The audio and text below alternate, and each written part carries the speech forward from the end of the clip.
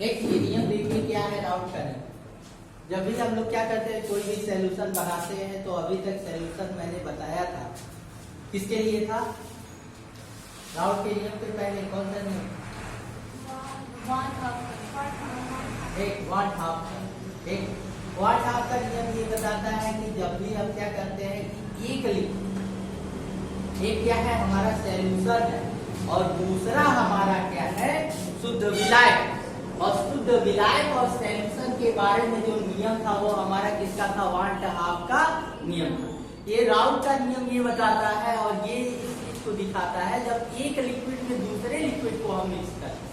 एक जैसे मान लीजिए कि दो लिक्विड है और दो लिक्विड को लेकर के अगर हम सॉल्यूशन बनाते हैं तो वहां जो है 2 है या 3 है या 4 है या 5 या 6 लिक्विड को अगर हम डालेंगे तो जाहिर सी बात है हर एक लिक्विड का अपना एक वाष्प दाब, हर एक लिक्विड का अपना एक वाष्प दाब होता है। अब ये वाष्प दाब क्या होता है इसको पहले जानिए। जितने भी लिक्विड होते हैं हम लोग जानते हैं कि जितना द्रव होता है और द्रव के अणु एक दूसरे से दूर होते हैं ठोसों की अपेक्षा। और होता क्या है कि जो भी लिक्विड होता है वो लिक्विड धीरे धीरे वेपर में कन्वर्ट होता रहता है। जैसे अगर हम लोग जल को रख दिया जाए, अगर एक बाल्टी जल रखेंगे तो होगा क्या कि कुछ दिनों कुछ महीने में वो कम हो जाता है, अर्थात कहीं ना कहीं वो वेपर में कन्वर्ट हो रहा है। और जब वेपर में कन्वर्ट होता है तो अगर हम मान लीजिए कि एक बोतल है, बोतल में अगर लिक्विड को क्या करते हैं भर के और बंद करते हैं, और बंद करने पे क्या होता है कि लिक्विड जितना उड़ना रहेगा, जितना वेपर में कन्वर्ट होना रहेगा वो वेपर में कन्वर्ट होगा। जब वेपर बाहर नहीं निकल पाए तो फिर वो लिक्विड वेपर में कन्वर्ट नहीं, अर्थात जितने भी लिक्विड होते हैं सभी कहीं ना कहीं वेपर में कन्वर्ट होते हैं। और 2 या 2 से अधिक लिक्विड है तो जाहिर सी बात है हर एक लिक्विड वेपर में कन्वर्ट होगा ना।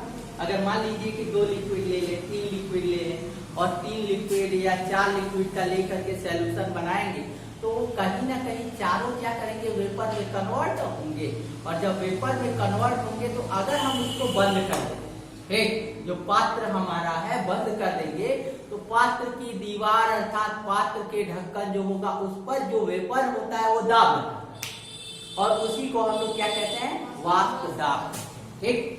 अब राउट का नियम कहता क्या है कि जब भी हम सॉल्यूशन तैयार करेंगे 2 या 2 से अधिक लिक्विड को लेंगे और जब 2 या 2 से अधिक लिक्विड को लेंगे तो सभी वेपर में कन्वर्ट होंगे और उस पूरे सॉल्यूशन अर्थात पूरे विलयन का जो वाष्प दाब होगा वो सभी के अलग अलग वाष्प दाब के योग के क्या होगा? बराबर होगा। और यही राउट का नियम ये कहता है कि 2 या 2 से अधिक यदि लिक्विड या द्रव को हम मिला करके विलयन बनाते हैं तो पूरे विलयन का जो वाष्प दाब होता है सभी के अलग अलग वाष्प दाब के योग के क्या होगा? बराबर। जैसे मान लो कि कोई चीज है, अगर हम लोग क्या करें कि यहाँ कई चीजों को रख दिए और कहा जाए कि कोई कितना बल लगा रहा है, ये भी बल लगाएगा, वो भी लिक्विड लगाएगा, वो भी लिक्विड लगाएगा और जो टोटल जो बल होगा वो सभी के बलों के योग के बराबर। तो यही राउट का नियम। ठीक। तो राउट के नियम में लिखिएगा 2 या 2 से अधिक, राउट का नियम किस पर आधारित है? लिक्विड 2 या 2 से अधिक द्रवों से मिलकर बने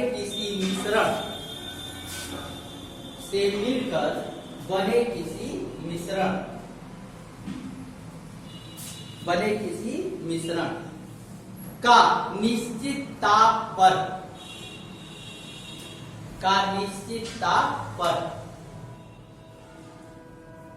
वाष्प दाब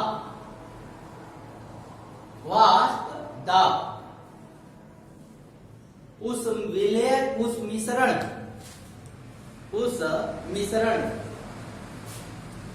उपस्थित प्रत्येक अवयव, उस मिश्रण में उपस्थित प्रत्येक अवयव के आंशिक वाष्प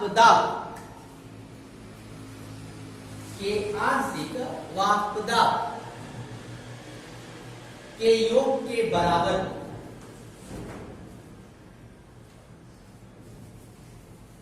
के योग के बराबर। ठीक, एक बार फिर से आते हैं लॉ ऑफ राउट, राउट का नियम। और इस नियम में ये जानिएगा कि दो या दो से अधिक जब भी लिक्विड को हम मिलाएंगे तो मिश्रण अगर हमारा तैयार होता है तो उस पूरे मिश्रण का निश्चित ताप, क्या निश्चित ताप, निश्चित ताप इसलिए कहा जाता है क्योंकि अगर टेम्परेचर बढ़ेगा तो जाहिर सी बात है वाष्प दाब बढ़ जाएगा। अगर टेम्परेचर घटाते हैं तो वाष्प दाब क्या होगा, घटेगा ना। अगर टेम्परेचर बढ़ता है तो हम लोग जानते हैं कि चीजें जो होती है, जो लिक्विड होता है वो तेजी से वेपर में कन्वर्ट होता है। तो यहाँ जो हमारा टेम्परेचर होगा वो निश्चित ताप पर मिश्रण का वाष्प दाब उस विलयन या मिश्रण के प्रत्येक अवयव के आंशिक वाष्प, आंशिक का मतलब होता है सबका अलग, आंशिक वाष्प दाब के योग के क्या होता है, बराबर होता है। ये हमारा क्या है, राउट का नियम। ठीक, अब इस नियम को हमको थोड़ा करना क्या है कि मैथमेटिकली समझाना, दिखाना। ठीक, तो लिखिएगा पैराग्राफ चेंज करें। अगर एक चीज ध्यान रखिएगा, अगर एग्जाम में कहीं आता है, एक बता दे रहे हैं, हमारा लिखना जो है, जो भी करना है हमको, वो डिपेंड करता है कि नंबर कितने। ठीक, 4 नंबर का है तो अधिक लिखना पड़ेगा, 2 नंबर का है तो कम लिखना पड़ेगा। ठीक, अगर केवल 2 नंबर का आता है तो केवल आप नियम लिख के छोड़ देंगे। अगर कहीं उसको आपको बढ़ाना है तो हम एज ए एग्जाम्पल दिखाएंगे कि ये चीजें है। ठीक, पैराग्राफ चेंज करिएगा, लिखिएगा माना एक मिश्रण कैपिटल ए, एक मिश्रण capital A comma capital B comma capital C comma dash dash dash dash dash dash अवयव से मिलकर बना, अवयव से मिलकर बना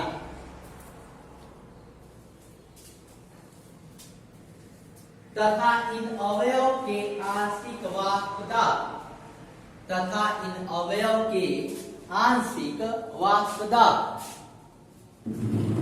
आंशिक वाष्प दाब, आंशिक का मतलब हुआ सबका अकेले अकेले। एक आंशिक वाष्प दाब, एक क्रमशः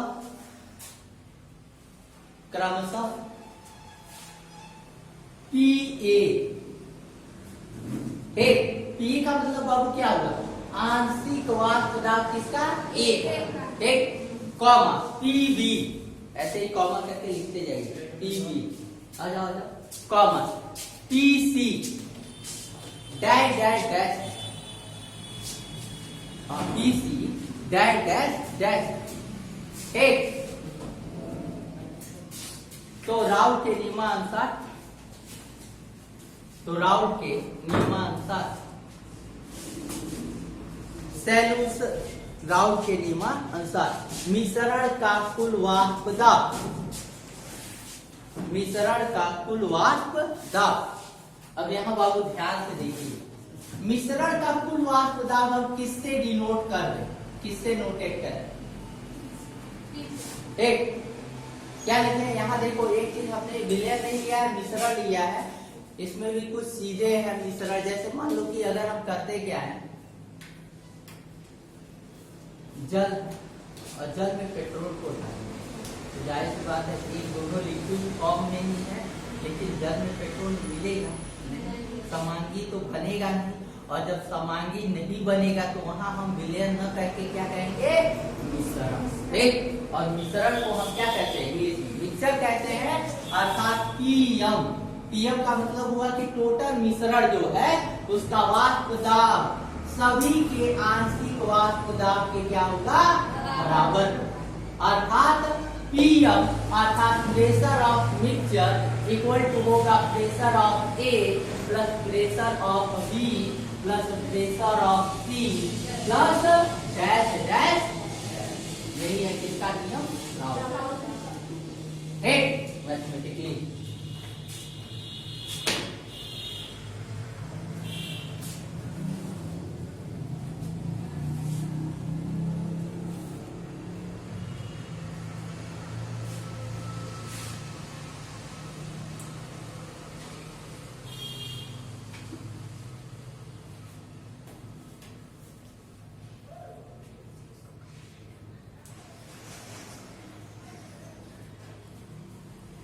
हो गया नोट, आगे लिखिएगा पैराग्राफ से।